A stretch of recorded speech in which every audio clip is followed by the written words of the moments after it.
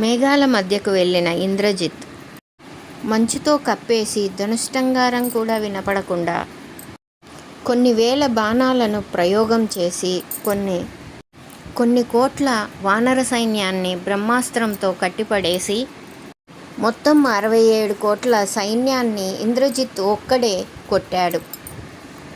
ఇంద్రజిత్ బ్రహ్మాస్త్రం సహాయంతో రామలక్ష్మణులను బ్రహ్మాస్త్రం చేశాడు. వారు పడిపోయి ఉన్నారు.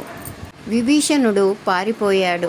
హనుమంతుడికి ఉన్న వరం వలన ఆయనను ఏ అస్త్రమూ బంధించలేదు. తర్వాత విభీషణుడు హనుమంతుడు కలుసుకొని మన వారు ప్రాణాలతో ఉన్నారా, ప్రాణాలు విడిచారా అని కాగడా పట్టుకొని వెతకసాగారు. ఆ యుద్ధభూమి అంతా వెతకగా అప్పుడు జాంబవంతుడు కనిపించాడు వారికి. అప్పుడు విభీషణుడు, జాంబవంత, మేము మాట్లాడుతున్నది నీకు అర్థమవుతున్నదా, నీకు స్పృహ ఉన్నదా అని అడగసాగాడు. మేము మాట్లాడుతున్నది నీకు అర్థమవుతున్నదా అని అడిగాడు. అప్పుడు జాంబవంతుడు కనురెప్పలు ఇలా పైకి తెరిచి, నాయనా, నీ కంఠమును బట్టి నేను తెలుసుకోగలిగాను. నువ్వు విభీషణుడివి కదా, నీ గొంతును బట్టి గుర్తుపట్టగలిగాను. నాయనా, హనుమంతుడు ప్రాణాలతోనే ఉన్నాడా? నాయనా, హనుమంతుడు ప్రాణాలతో ఉన్నాడా అని అడిగాడు.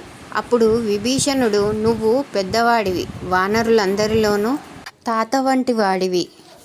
అటువంటి నువ్వు రామలక్ష్మణులు బ్రతికున్నారా అని అడగకుండా హనుమాన్ జీవించి ఉన్నాడా అని ఎందుకు అడిగారు అని అన్నాడు. అప్పుడు జాంబవంతుడు, మొత్తం వానర సైన్యం చనిపోయినా కానీ హనుమంతుడు ఒక్కడు బ్రతికి ఉంటే రామలక్ష్మణుడికి ఎటువంటి అపాయము ఉండదని పలికాడు.